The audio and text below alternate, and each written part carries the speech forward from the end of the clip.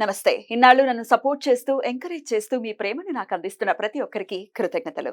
అలాగే ఈ వీడియో కూడా ఖచ్చితంగా మీకు ఉపయోగపడుతుంది. లైక్, షేర్ అండ్ సబ్స్క్రైబ్ చేసి మీ సపోర్ట్‌ని నాకు అందించండి. అలాగే ఈ వీడియో పట్ల మీకున్న అభిప్రాయాన్ని కామెంట్ సెక్షన్‌లో కామెంట్ చేసి తెలియజేయండి.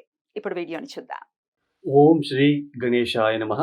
ఓం శ్రీ విష్ణురూపాయ నమః శివాయ. నమస్కారమండి. 2024 జూన్ మాసంలో ద్వాదశ రాశుల వాళ్ళకి ఈ మాసమంతా ఎలా ఉందో తెలుసుకుందాం.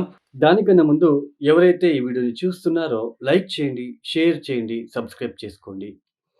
మరియు ఈ ఒక మాసంలో గ్రహ సంచారం ఎలా ఉందో తెలుసుకుందాం. ఈ ఒక మాసంలో రాహు మీనరాశిలో సంచారం, కేతు కన్యా రాశిలో సంచారం, శని కుంభరాశిలో సంచారం. అయితే ఈ ఒక శని భగవానుడు ఈ మాసం 30వ తేదీ నుంచి వక్రించి సంచారాన్ని ప్రారంభం చేయబోతున్నారు.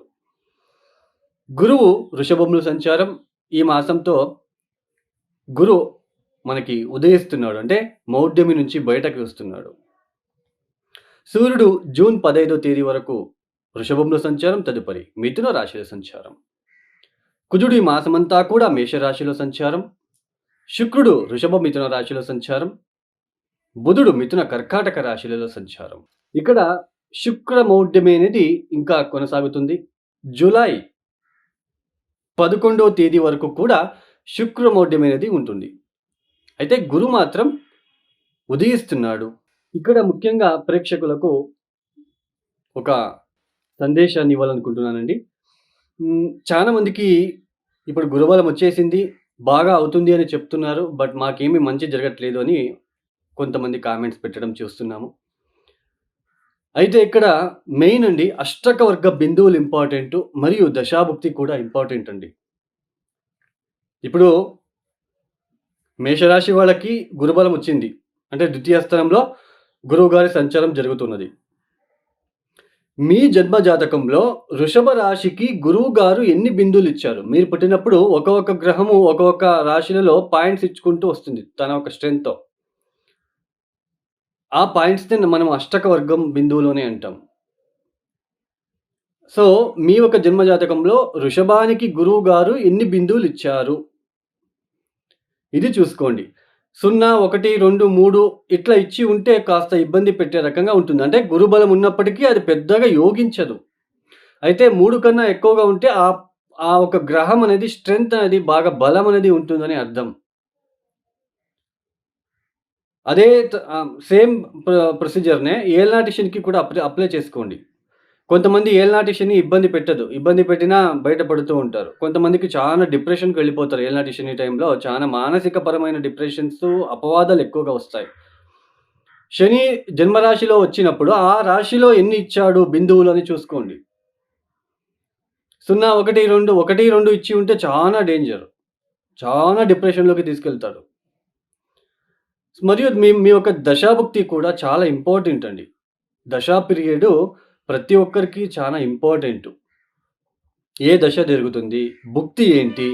ఆ దశాభుక్తికి తగ్గట్టుగా మనం పరిహారాలు చేసుకుంటూ వెళ్ళాలి. ఇప్పుడు బుధ మహాదశ రాహుభుక్తి జరుగుతుంది అనుకోండి. శివ సహస్రనామం చదువుకోవాలి.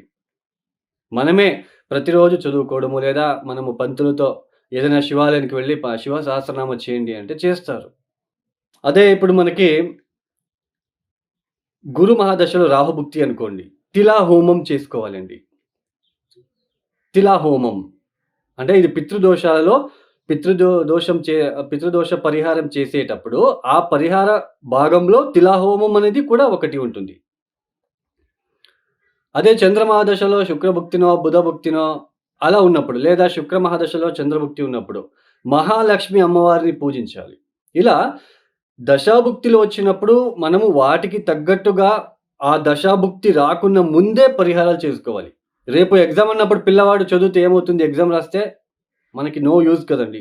సో, అలానే దశాభుక్తి ఇంకొక 1 మంత్‌కి ప్రారంభమవుతుంది, నెక్స్ట్ మంత్ వస్తా ఉంది అన్నప్పుడే మీరు మేలుకొని మీరు ఆ పరిహారాల్ని అప్పటి నుంచే పాటిస్తూ వస్తే ఆ ఒక పెద్దగా దశాభుక్తి పెద్దగా ఇబ్బంది పెట్టకుండా, ఇబ్బంది పెట్టినప్పటికీ దాని నుంచి బయటపడే మార్గం కూడా చూపిస్తుంది. సో, ఇది అండి మీకు తెలియాలని చెప్పాను. అష్టకవర్గ బిందువులను చూసుకోండి, దశాభుక్తిని చూసుకోండి. వాటికి తగ్గట్టు పరిహారాలు చేసుకుంటూ వెళ్ళండి. సో, మీరే స్వతహా పరిహారాలు చేసుకోవడం ద్వారా చాలా ద్వాదశ రాశుల వాళ్ళ ఒక ఫలితాలు ఒక్కొక్క రాశికి ఎలా ఉంటుందో మనము చూసుకుంటూ వెళ్తామండి. ఇక తులారాశి. ఈ తులారాశి వాళ్ళకి ఈ ఒక మాసంలో పూర్తిగా రాహు యోగిస్తున్నాడు. తర్వాత కొద్దిగా బుధుడు యోగిస్తున్నాడండి. ఇక్కడ ముఖ్యంగా అష్టమ స్థానంలో గురువుగారు మరియు జూన్ 15వ తేదీ వరకు అష్టమ స్థానంలో సూర్యుడు కూడా సంచారం చేస్తున్నాడు. పైగా మీకు రాష్ట్రాధిపతి మరియు అష్టమాధిపతి అయిన శుక్రుడు అస్తంగతం అవ్వడము. అంటే అస్తంగతం అవ్వడం అనేది కాస్త మీలో ఉన్న కాన్ఫిడెన్స్ లెవెల్ తగ్గడము, శారీరానికి సంబంధించిన విషయంలో అంటే హెల్త్‌కి సంబంధించిన విషయంలో ఇబ్బందులు ఎదుర్కోవాల్సిన ఒక ప్రమేయం ఏర్పడుతూ ఉంటుంది. భార్యాభర్తల మధ్య చిన్నపాటి ఇబ్బందులు రావడం లాంటిది. మీ భార్య లేదా మీ భర్త మీ పైన కొద్దిగా కాస్త కోపంతో కూడిన స్వభావంతో చూపించుకోవడము. అంటే కోపం ఎక్కువ మీ మీద కోపాన్ని ప్రయోగించడము. సో, ఇటువంటివన్నీ మీ మీద తరచు కోప్పడడం లాంటిది కనిపిస్తూ ఉంటుంది. అయితే 6వ స్థానంలో ఉంటున్న రాహు వలన ఏంటి ఉపయోగమని అనుకున్నట్లు గనకైతే, మనకి ఎన్ని ఆరోగ్యపరమైన ఇబ్బందులు వచ్చినప్పటికీ వాటి నుంచి బయటపడుతూ ఉండడానికి అవకాశాలైతే వస్తూ ఉంటాయండి. మనకి ఇక్కడ ఉద్యోగం విషయంలో ఇక మీద తులారాశి వాళ్ళకి ఈ మాసం మధ్యపు భాగం నుంచి ఉద్యోగం విషయంలో కాస్త అభివృద్ధి చెందడానికి అవకాశాలుంటాయి. ఈ మాసం చివరి భాగంలో ఉద్యోగం లేని వాళ్ళకి ఉద్యోగం వచ్చే సూచనలు కూడా మనకి కనిపిస్తూ ఉంటాయి.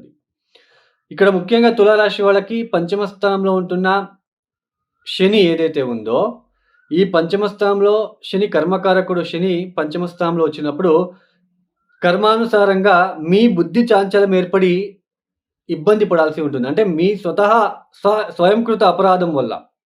ఎందుకంటే పంచమ స్థానం నుంచి నేరుగా ఆయన లాభస్థానాన్ని చూస్తూ ఉంటాడు. ఈరోజు రూ. 100 వచ్చింది అంటే దాన్ని డబల్ చేయాలని వెళితే అక్కడ మీకు ఇబ్బంది పడాల్సి ఉంటుంది. పైగా ఇక్కడ శని కూడా తృతీయ దృష్టితో సప్తమాన్ని చూస్తున్నాడు. భార్యాభర్తల మధ్య చిన్నపాటి ఇబ్బందులైతే కనిపిస్తూ ఉంటుంది. ప్రేమికుల మధ్య తగాదాలు విడిపోవడం లాంటిది కూడా ఇక్కడ చూడవచ్చు. తర్వాత మీకు ముఖ్యంగా బెట్టింగులు లాంటివి, జూజం లాంటివి అంటే బెట్టింగులు కట్టడం లాంటిది, దాని నుంచి డబ్బులు కోల్పోవడము. ఎందుకు అంటే చూడండి, పంచమ స్థానంలో ఉంటున్న శని మీకు లేనిపోని ఆలోచనలు క్రియేట్ చేస్తాడు. మీ జాతకంలో గనక మంచి దశాభుక్తి గనక నడుస్తూ ఉన్నట్లు గనకైతే ఇబ్బందులుండవు. మీ జన్మ జాతకంలో దశాభుక్తి ఫెయిల్ అయ్యి ఇలాంటి గ్రహస్థితులు ఉన్నప్పుడు గోచారంలో కాస్త ఇబ్బంది పెట్టే ఒక రకంగానే ఉంటుంది. తర్వాత తులారాశి వాళ్ళు నేను ముందుగానే చెప్పాను. అష్టకవర్గ బిందువులు ఇంపార్టెంటు. మీ యొక్క జన్మజాతకంలో శని పంచమ అంటే కుంభరాశిలో ఎన్ని బిందువులు ఇచ్చాడు, గురువు వృషభ రాశిలో ఎన్ని బిందువులు ఇచ్చారు, అక్కడ మీరు చూసుకోండి. తక్కువ బిందులు గనక ఇచ్చి ఉన్నట్లు గనకైతే ఇబ్బంది పడక తప్పదు. పంచమ స్థానంలో గనక 1, 2 బిందులు ఉంటే అంటే 3 అంటే నమ్మకాన్ని అంటే వేరే వాళ్ళు ఏదైనా చెప్పినా సరే అంటే ఇప్పుడు ఇలాంటి ఏదో ఒక ఇది ఉంది. దాంట్లో ఒక రూ. 1,00,000 ఇన్వెస్ట్‌మెంట్ చేసేస్తే మీకు డబల్ అవుతుంది అని చెప్పగానే అది వినడము. అక్కడ డబ్బులు కోల్పోవడము. ఎందుకు అంటే పంచమ స్థానం మన ఆలోచన విధానము, మన ఒక బుద్ధి శక్తి ఎలా ఉంటుంది, మన ఒక ప్రవర్తన ఎలా ఉంటుంది, మన ఒక ఇంటలెక్చువల్ క్రియేటివ్ థాట్స్ ఎలా ఉంటుంది. క్రియేటివ్ థాట్స్ ప్రాక్టికల్‌గా ఆలోచిస్తారు కొంతమంది. సో, బికాజ్ ఆఫ్ దీని వల్లనే ప్రాక్టికల్‌గా ఆలోచించి ముందుకు సాగేవాళ్ళు ఉంటారు. తర్వాత బ్లైండ్‌గా ఆలోచించి, బ్లైండ్‌గా మెథడ్‌లు యూజ్ చేసేవాళ్ళు కూడా ఉంటారు. ఇతరుల మీద ఆధారపడి వాళ్ళు చెప్పింది వినేవాళ్ళు కూడా ఉంటారు. ఇక్కడ అలా పంచమ స్థానంలో గనక మీరు అష్టకవర్గ బిందువులను చూసుకోండి. అక్కడ ఇబ్బందిగా ఉన్నట్లు గనకైతే ఖచ్చితంగా డబ్బులు కోల్పోవడం లాంటిది, ఎక్కువ ఇన్వెస్ట్‌మెంట్ చేయడము, అది బెట్టింగ్ వల్లనే కాదండి. ఏదైనా సరే ఏదో ఒక బిజినెస్‌కి ఇన్వెస్ట్‌మెంట్ చేసి కోల్పోవడం లాంటిది కూడా, నష్టపోవడం లాంటిది కూడా ఉంటుంది. అష్టమ స్థానం కాబట్టి ఆకస్మికంగా కొన్ని ఇబ్బందులు తెచ్చుకోవడము. సో, ఆరోగ్యపరమైన ఇబ్బందులుంటాయి. కాస్త శారీరకంగా కొన్ని ఇబ్బందులుంటాయి. మీలో కాన్ఫిడెన్స్ లెవెల్ తగ్గుతుంది. బట్ బుధుడు అప్పటికప్పుడు కొద్దిగా మిమ్మల్ని హెచ్చరిస్తూ ఉంటాడు. బుద్ధికారకుడు బుధుడు ఈ తులారాశి, తులాలగ్నానికి యోగకారకుడు. అప్పుడప్పుడు మిమ్మల్ని హెచ్చరించడము, మేలుకో మిత్రమా అన్నట్టుగా మిమ్మల్ని మీరు అలర్ట్‌గా ఉండడానికి ఇక్కడ బుధుడు మీకు ఈసారి అంటే ఈ మాసంలో ఉపయోగపడతాడని చెప్పుకోవచ్చు. మొత్తానికి తులారాశి వాళ్ళు తప్పనిసరిగా ప్రతిరోజు హనుమాన్ చాలీసా చదువుకోండి. తప్పనిసరిగా 5 సార్లు చదువుకోండి. తమలపాకుల హారాన్ని ఆంజనేయ స్వామి వారికి వేయండి. హనుమాన్ చాలీసా చదువుకోండి. ప్రతిరోజు శివ సహస్రనామము శివుడికి అయినంత వరకు పసుపు నీళ్ళతో అభిషేకాలు చేయించుకోవడానికి ప్రయత్నం చేయండి. నవధాన్యాలని 27 రోజులలో గుప్పెడు గుప్పెడు నానబెట్టేసి ఆవులకి తినిపించండి. ఓకేనా? చానా పాజిటివ్‌గా ఉంటుంది. అంటే పీస్ దొరుకుతుంది. ఆలోచన శక్తి పెరుగుతుంది ఇలా చేసుకున్నట్లయితే. ఈ యొక్క వీడియో మీకు నచ్చితే లైక్ చేయండి, షేర్ చేయండి, సబ్స్క్రైబ్ చేసుకోండి. సర్వే జనో సుఖినో భవంతు. ధన్యవాదములు.